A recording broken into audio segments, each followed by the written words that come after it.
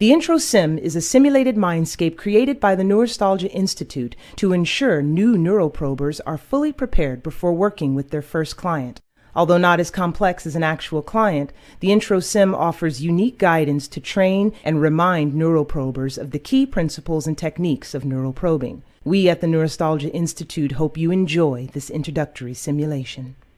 Things have become almost unbearable for me. And for my family. Nothing has helped. I guess that's why I'm here. So, if I just talk about my troubles, you'll be able to use it later to help with the procedure? Seems hard to believe, but you're the experts. I think many of my issues started when I was young. So, why don't we start with my childhood days, yes? Okay, let's see. I was raised in a lovely cottage in rural Germany. We didn't have much, but my twin sister, our father and I got by. There was actually a great famine for much of my early childhood, and often we went without food. I had many happy moments with my family, but the darkest times began when my father remarried.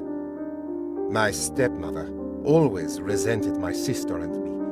We didn't like her much either, to be honest. God, she was horrible. Sometimes she would take my sister and me out for long walks in the forest, and then she'd hurry home.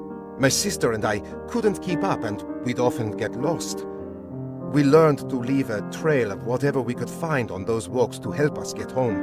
I guess, in some ways, our stepmother helped us become resourceful like that.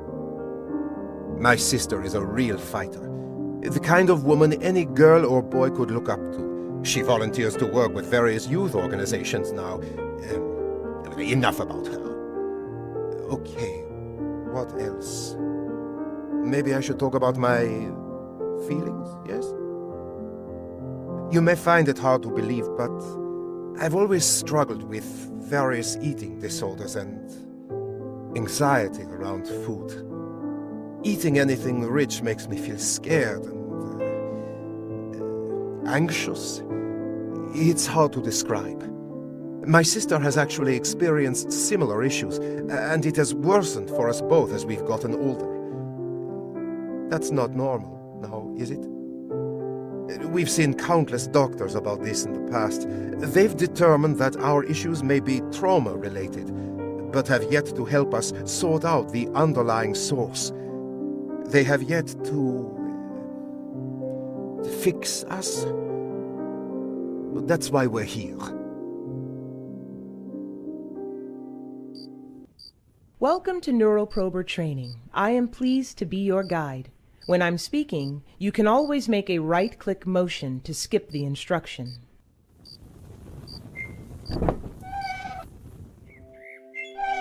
Whether you are speaking with the client directly or neuroprobing within their mind, it is always imperative to listen. You'll find that every detail of the subconscious is trying to tell its story. In the case of our clients, it's often the forgotten story of the trauma they experienced. Some parts of the client's memory may have become confused or corrupted by the conscious mind's attempts to reconcile or cover up the truth of what happened to them. However, if you look closely and carefully in the right places, you will find that the truth will ultimately shine through. Some parts of the subconscious allow you to interact with them, while neuroprobing, make a left-click motion to engage with it. Holding on to right-click will allow you to move the item around to examine it further. When you are done, you can make a left-click motion again, and it will return to its natural position.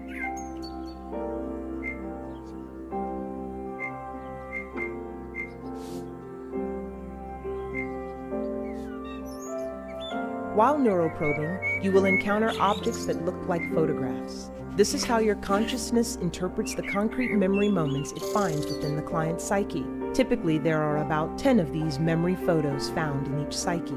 The mind can only hold on to so much. You'll find that half of these photos present an actual moment relating to the trauma. The other half tend to be false memories created by the client's conscious mind. It will ultimately be up to you to determine which are which. More on that later. When you acknowledge a memory photo, it will surface more prominently in the client's psyche, and at that point can be found in a safe area of the mind, often where you begin within the client's mind. When you have found all 10 photos, you must put 5 of the memories that actually represent the trauma in the proper order. Doing so will, at last, fully release the memory to the client's conscious mind. Often he or she will experience a breakthrough at this moment. That breakthrough is what every neuroprober lives for and is the key to the client finally being able to work towards true recovery.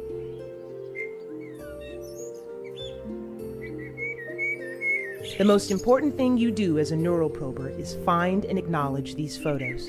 However, this is easier said than done. While some photos are freely available in the subconscious, others are buried deeply within and will need to be coaxed out.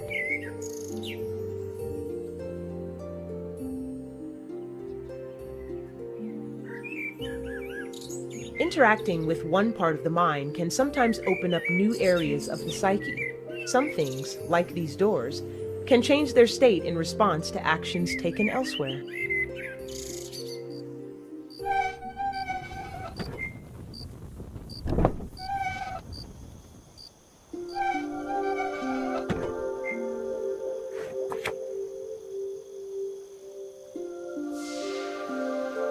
The subconscious doesn't take kindly to intruders and will take every opportunity to feed off of any sensations of anxiety or tension you offer to it.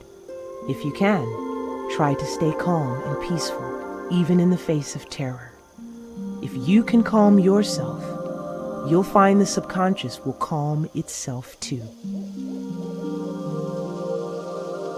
Here's an example of a particularly buried memory. Some details of a given trauma can be especially tenacious, but by gently and cleverly listening to the clues the mind gives you, you will find all you need to work through it. Just think of it as a puzzle for you to solve. When you focus on these puzzles, make a right-click motion if you need to break your concentration.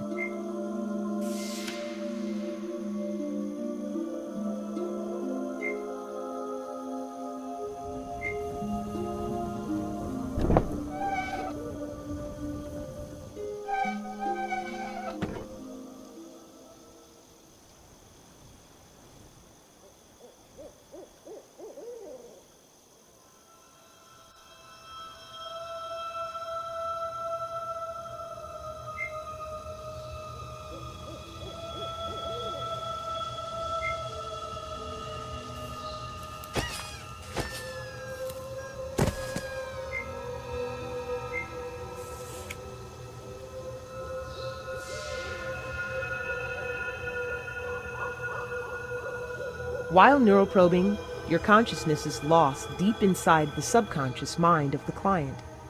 Though this is a journey that you must make alone, we at the Neurostalgia Institute take the safety of our neuroprobers very seriously.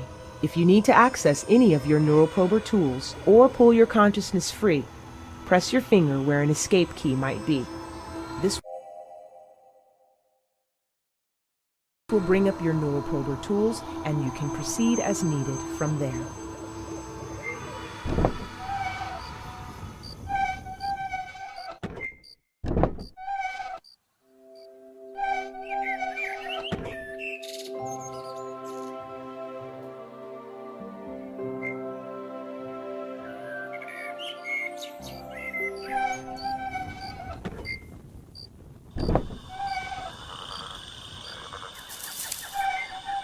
Do you remember when I mentioned that the client's subconsciousness can feed off of your fear? Some uniquely vulnerable areas can be very sensitive and dangerous. When you place your consciousness in another's subconsciousness, there is a risk of you getting hurt, of the pain and turmoil of the client's psyche drawing your own mind into its agony. You must be brave in these areas despite the risk. You must stay calm. Should you let your fears get the best of you, it will be incredibly difficult to proceed unharmed. You can even pick up and walk around with some objects. To do so, interact with it, and then start walking while holding on to it.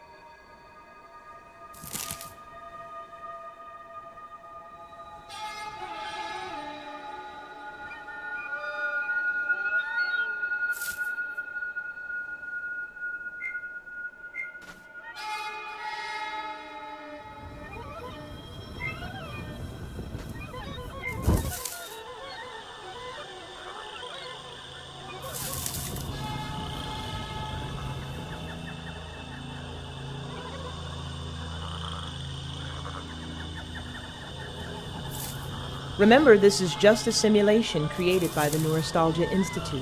The psyches of actual clients will likely be more complex and often much more terrifying.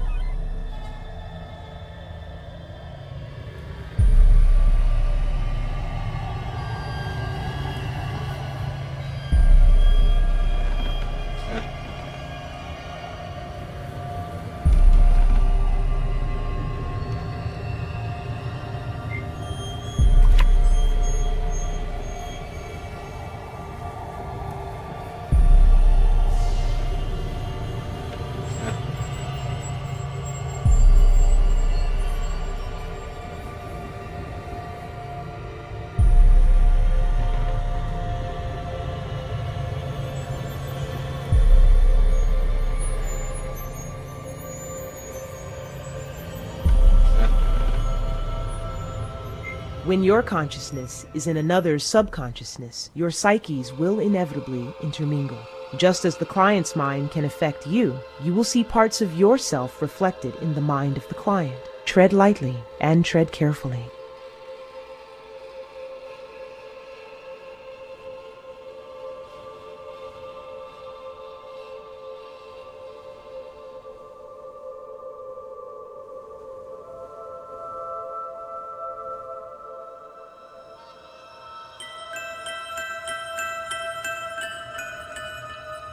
At Neurostalgia, we take great measures to ensure our neuroprober's safety as best we can. However, you are about to proceed through a highly dangerous area that you must face alone.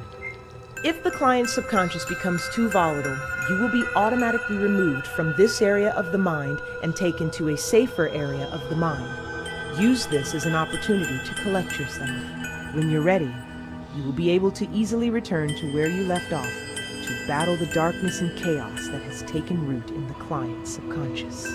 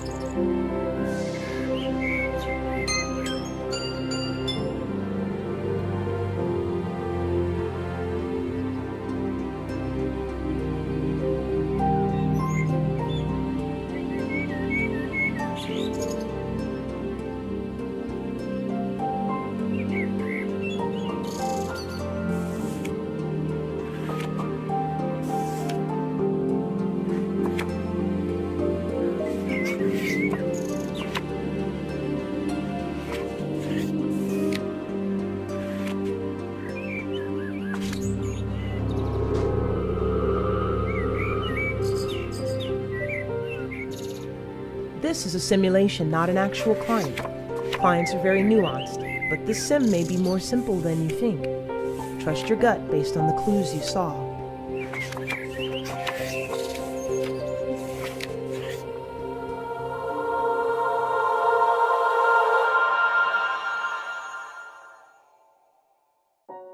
Oh my God. Oh my God. It's all rushing back to me. It's so awful, and I don't want to remember, but yes, I now know the face of my demon. My sister and I, we were taken out into the woods by my stepmother for one of her nighttime walks. We'd usually find our way back by leaving a trail of whatever we could grab before the walk. Marbles, pieces of paper, even pebbles. However, one night, she took us deep, deep into the woods. We brought some bread to leave a trail of crumbs, but all the forest creatures must have eaten them. We were lost, so lost. We tried to find our way back, but it was so dark, and we were in a very strange part of the woods. We were lost for days, hungry and tired. We finally found a house and were so hopeful that someone might be able to help us. That house, though, that house was no ordinary house. It looked like candy, and there was something off about it. We shouldn't have gone in, but we did. It was a prison for lost children like us. There was a woman in the house who would fatten her prisoners up and try to eat them, and that was going to be our fate. I was first. She tricked me into getting close to the oven, and before I knew it, I was inside. If it weren't for my clever sister Gretel pulling me out in time, I would have been burned alive. We escaped that house and found our way home. After that, things started to get better. Our awful stepmother passed away, and my family came into some wealth. I guess we just forgot about those events. I mean, how could you live with those images and memories inside your mind? Then again, they were always there. The old woman still torturing us beyond memory, beyond time. However, I can now confront my past, confront this trauma. Thank you. It is better to know than not to know.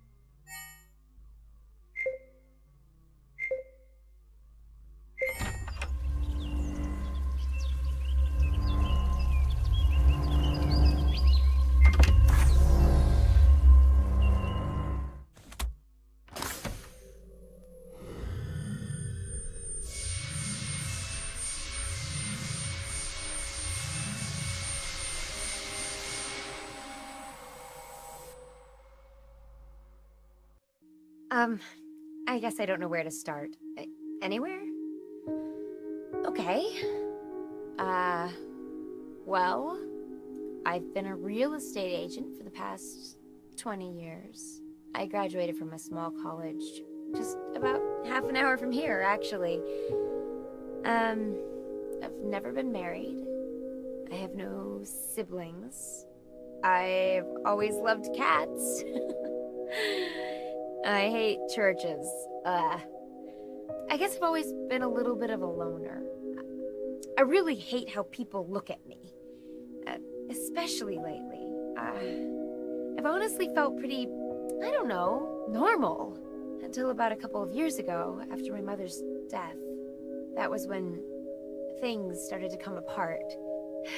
Do you ever feel like people are just staring at you? Like when you walk into a room and everyone knows something they're not telling you? I don't know, I just feel awful when I'm around people, guilty, angry. I had a pretty happy childhood. My dad passed away when I was just a kid. My mother told me that he died in a car accident. I don't remember that day, though. Maybe I was too young. My dad and I always played jigsaw puzzles together. He was a businessman. I remember him always talking about the family finances. My mom and I were never all that close, but I do miss her. She loved her wine. Lord, I don't know why this is happening to me. I was the perfect little girl.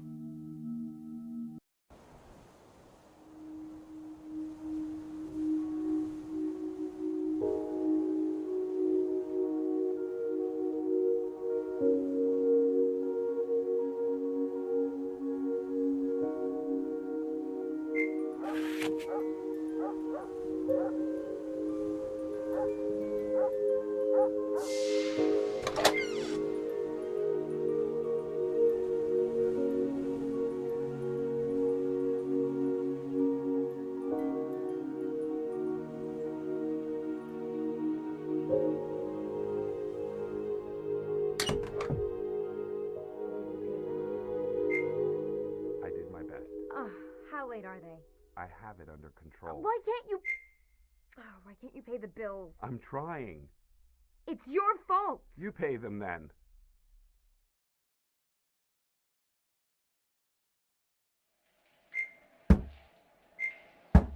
I'm in the shower. Go ask your father. I'm in the shower, sweetheart. Go ask your father.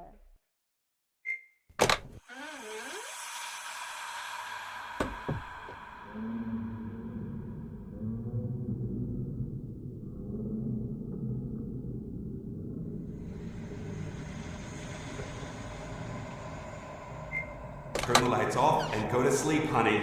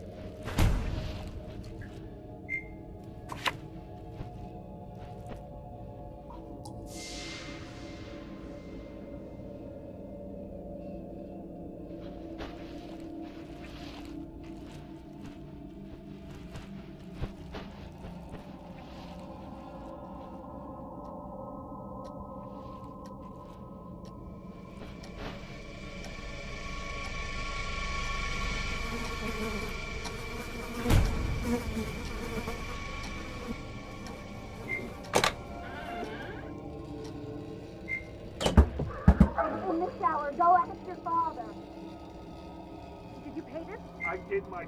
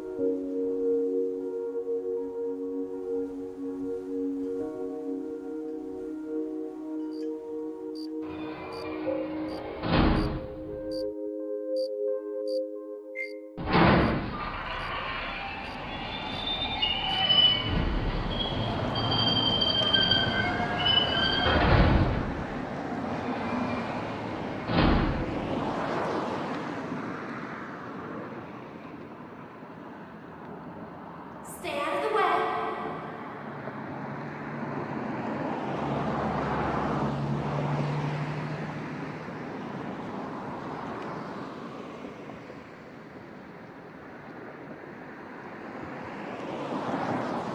Stay away from the cars. Stay away from the car. Remember what happened.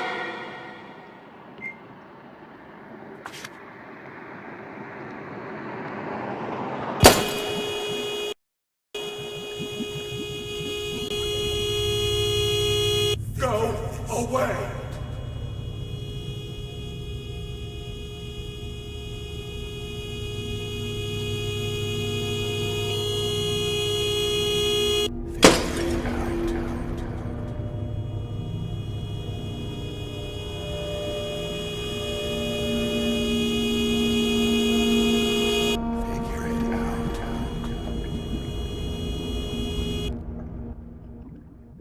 Go away!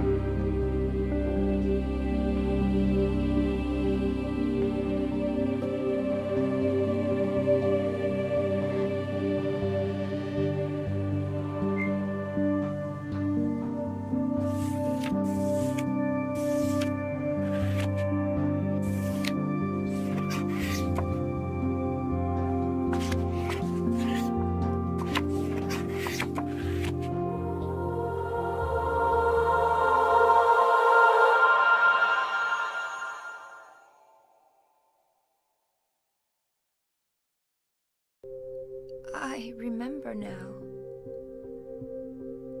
I was playing Tea Party out in my yard one day, and I got thirsty, so I went inside to pour myself a glass of milk. It slipped from my hands and spilled everywhere. I went to tell my mom, but she was taking a shower.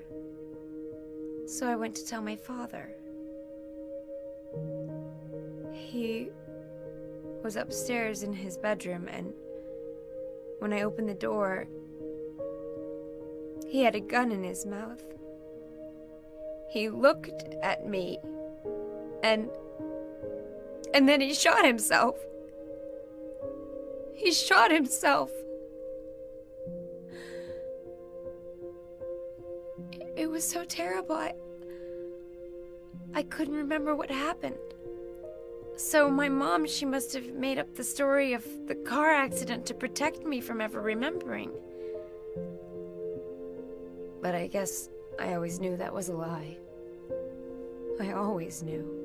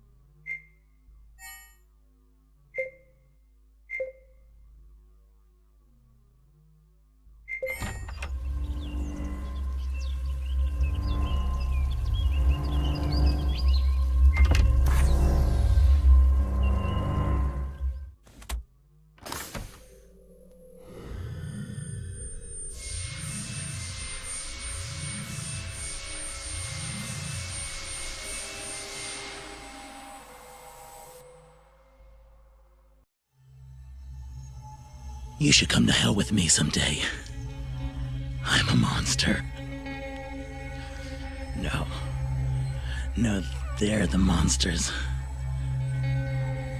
Everyone calls me sick. Well, they're sick. Their complaints about dropped calls and thread count.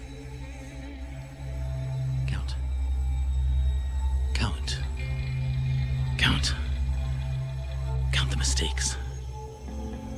Count the mistakes. There's blood on the mistakes. My mistakes. Not my blood. Not my blood. Why is it not my blood? I didn't save the world. What kind of goddamn world is it to save?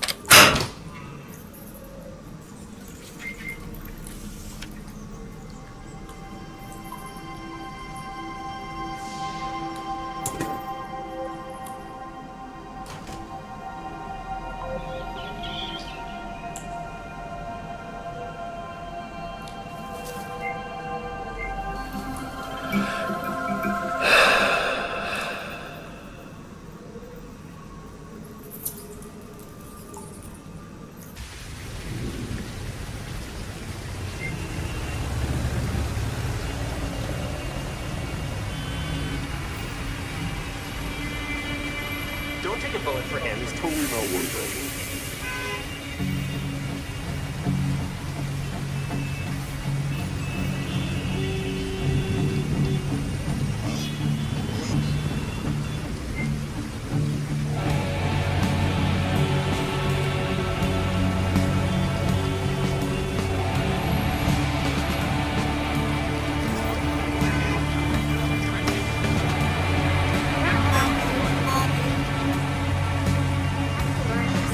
I'm so sorry. Get away from me. Get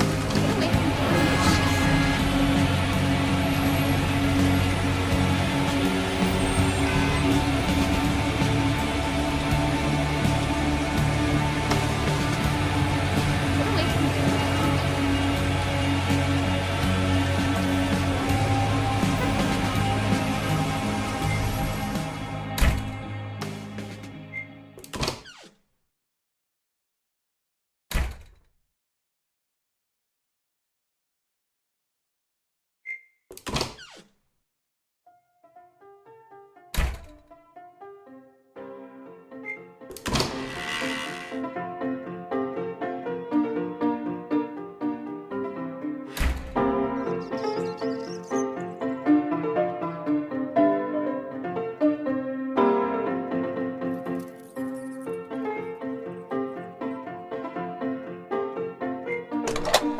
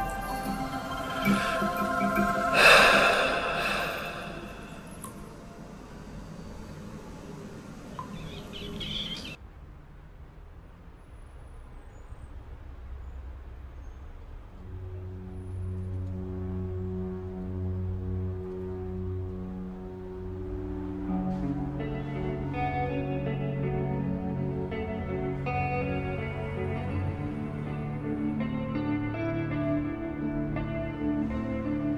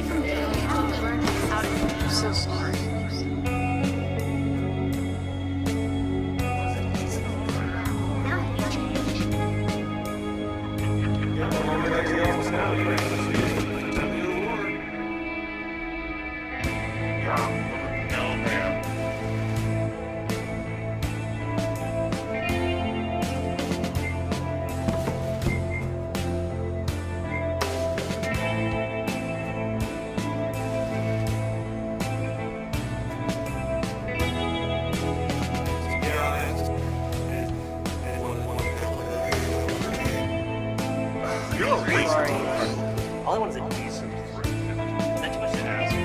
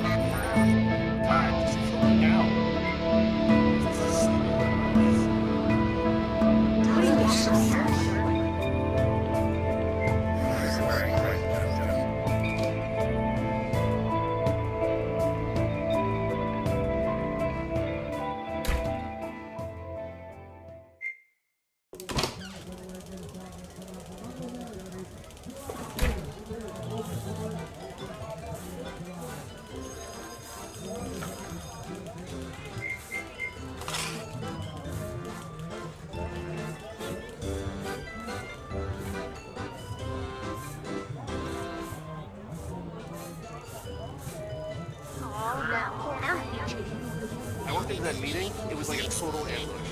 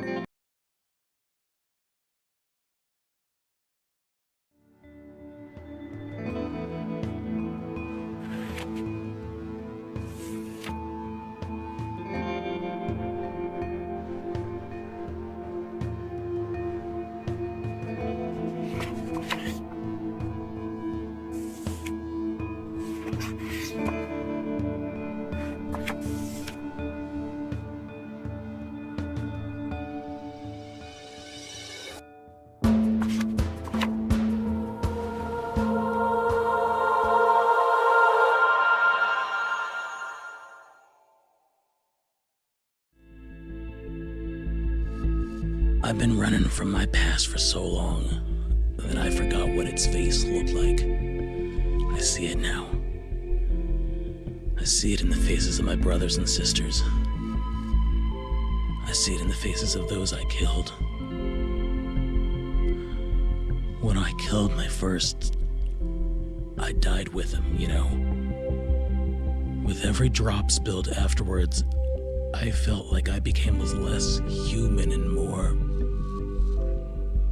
something else. Once you understand that death is breathing down your neck, flirting with your friends, cradling your hands around a trigger, you just can't come back from that. Mistakes sometimes look like victories, and victories sometimes become mistakes. In the end, it's all just blood and war, and yet you live them over and over and over again.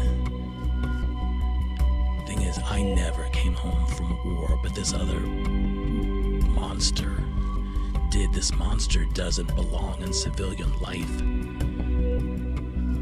I was a prisoner in my own rage and self-loathing, trapped by nightmares and constant fear that any noise, smell, or sight could push me off a ledge into hell. The roller coaster at that carnival must have been a real doozy. All I remember is hearing the screams and then feeling nothing but excruciating confusion. Smothering it all in something else seemed like a good idea.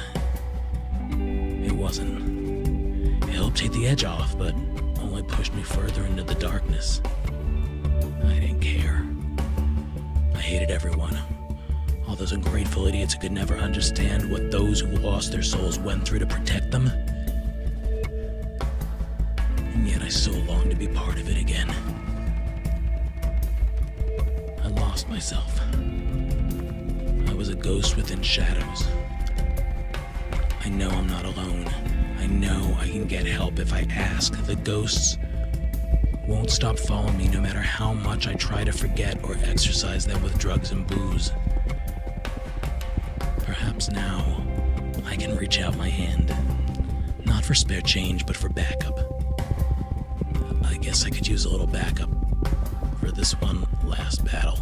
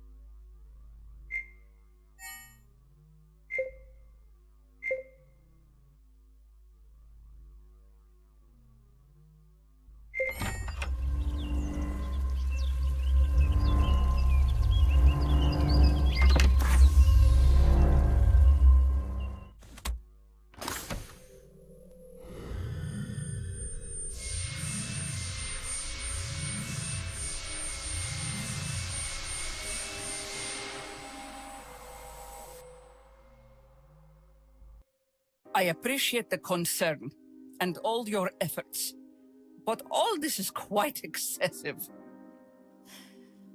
Let's be candid here. I have Alzheimer's. Mistakes are to be expected. This thing that happened at the performance, not knowing where I was, it was mortifying. Yes, I'm embarrassed, ashamed even. But I suppose that's just my new reality now. My most prestigious days are behind me. What happened there is just the new normal. Swallowing a mistake like that.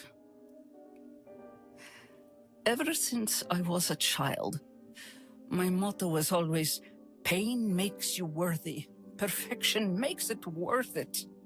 So yes, I feel guilt. Who wouldn't? Especially someone in my position. But to call it excessive, erratic, obsessive. Look, my friends and colleagues, they mean well, but they simply don't understand. They never have. I built my whole life in pursuit of perfection. Once you've experienced true perfection, Nothing less will ever do. That performance. I failed the audience. I failed the orchestra. I failed myself. I failed everyone who has depended on me because I made a terrible mistake. The first, no doubt, of many to come. And there is not a goddamn thing you, me, or any of your technologies or techniques can do about it. I can work through my problems on my own. I always have. Furthermore, to be frank, the suggestion that trauma has anything to do with this is a tremendous overreaction. Just stop wasting your time on me. At this point, why does any of it matter anyway?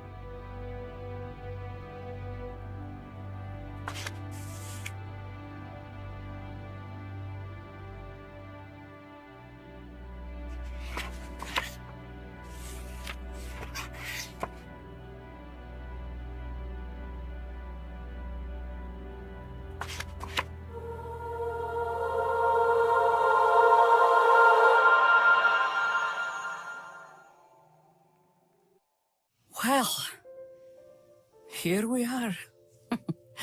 There is more to this fading old gal than I thought. That performance where I forgot where I was, it wasn't about the Alzheimer's. It wasn't even about being perfect or about me as a performer. It was about fear. Perhaps my whole life's work has been about fear. Fear of failure, fear of Mr. My piano instructor as a child berating me over and over and then slamming the floorboard on my hands. Even after he had long since left my life, I still felt something in the pit of my stomach every time I reached for the keys.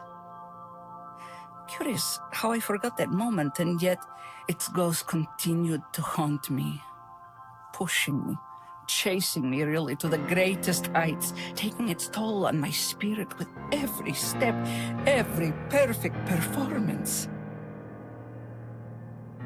I wonder if the ghost too will fade along with everything else. Perhaps the Alzheimer's will provide that one final mercy. But even if it doesn't, I feel a sense of rest now. Refreshed, like when you air out a dusty room. I suppose healing will take time. I don't know how much of that I have left. The song of my life may be reaching its conclusion, but I now feel certain of this. It will be ending on a high note. Thank you, Doctor. Thank you for this most precious gift.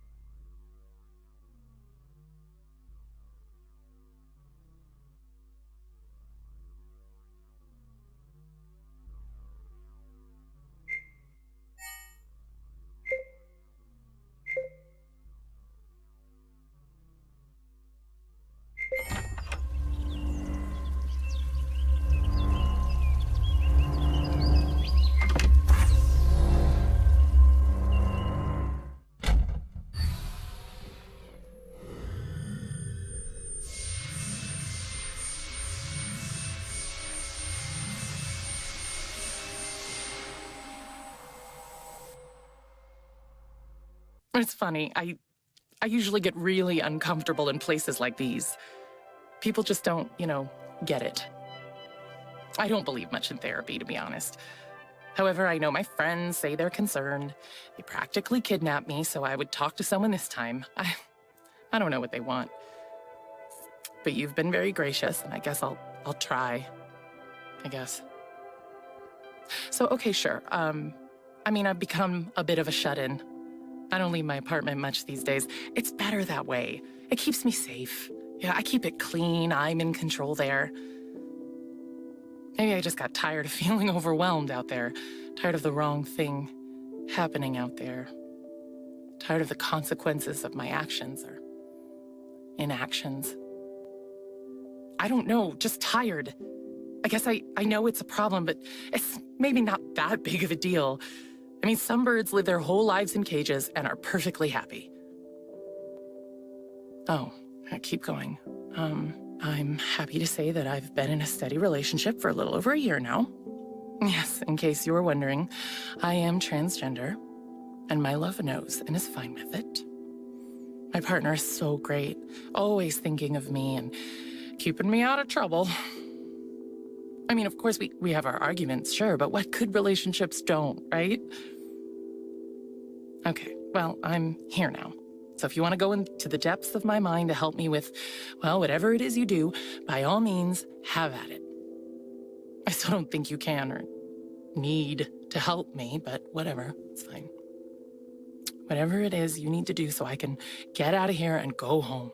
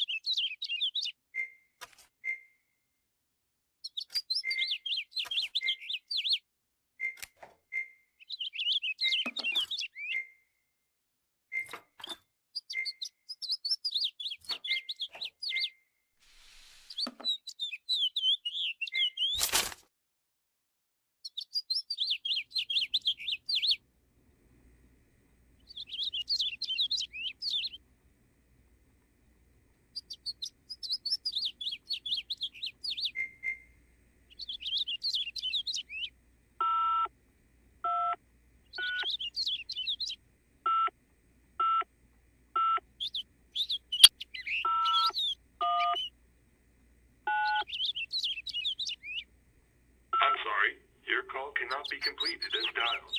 Please hang up and try again.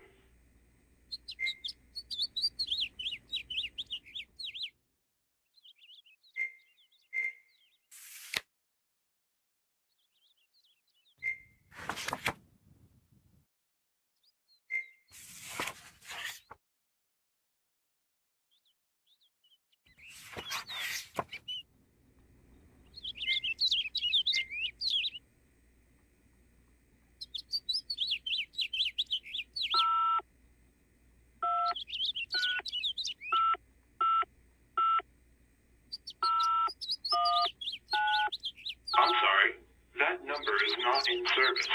Please hang up and try again.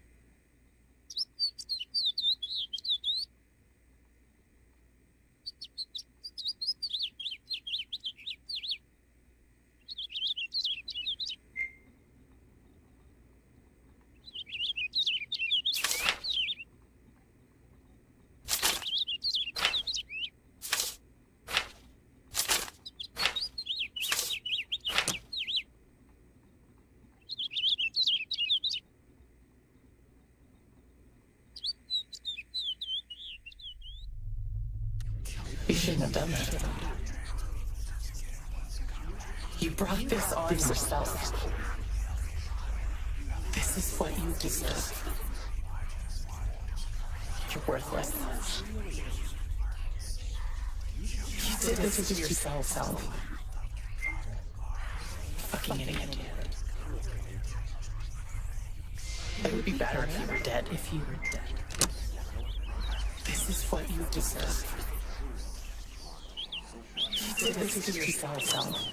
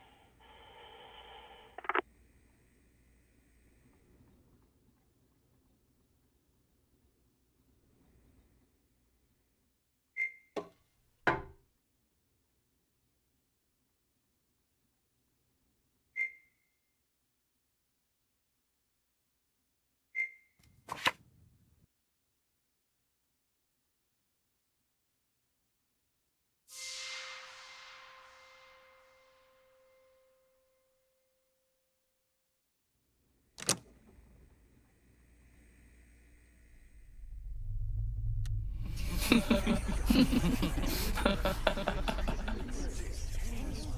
only serve real women here. This is what you deserve. I don't know how to treat someone like you. I won't help you. Okay, but I mean, what's your actual gender? Man up, will you?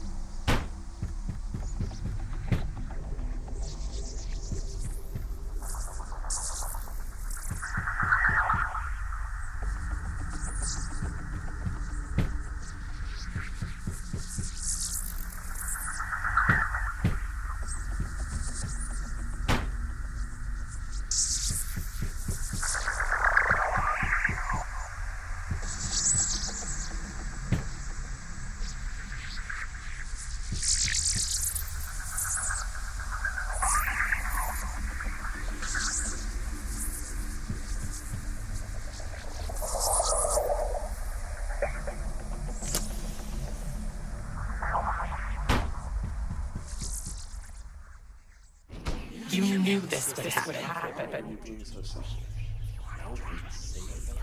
This is what you deserved. We can't help you. Take it like a man.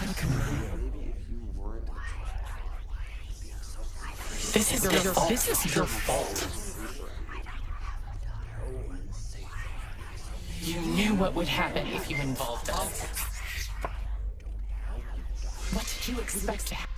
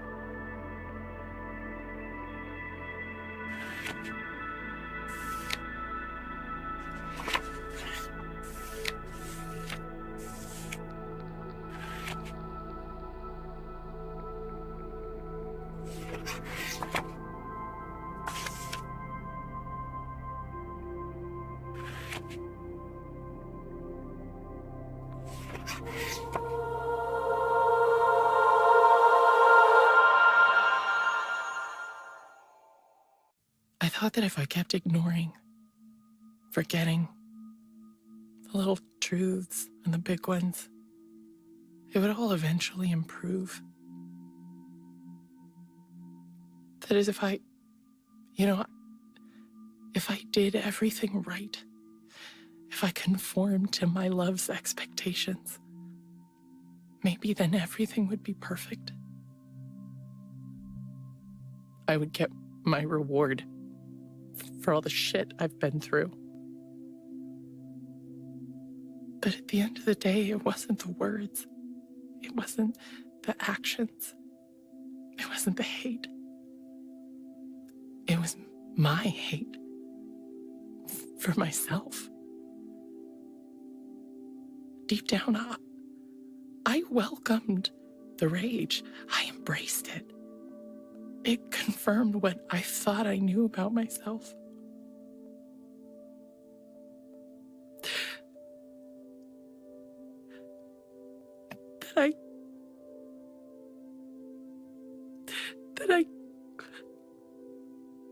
That I couldn't be loved. That the world out there would shred me apart if it wasn't for that relationship. Yeah, I was trapped by the threats, but the real cage was the one I built around myself.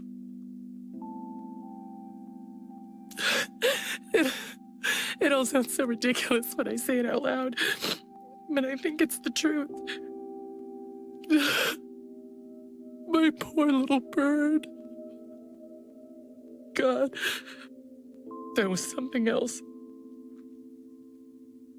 It sounds crazy, but you know I couldn't even remember what happened to her. I didn't want to remember. I wouldn't even let myself think about it. I just wanted to stay home and make sure I never fucked up again, so that, nothing else that I had the gall to love would get hurt.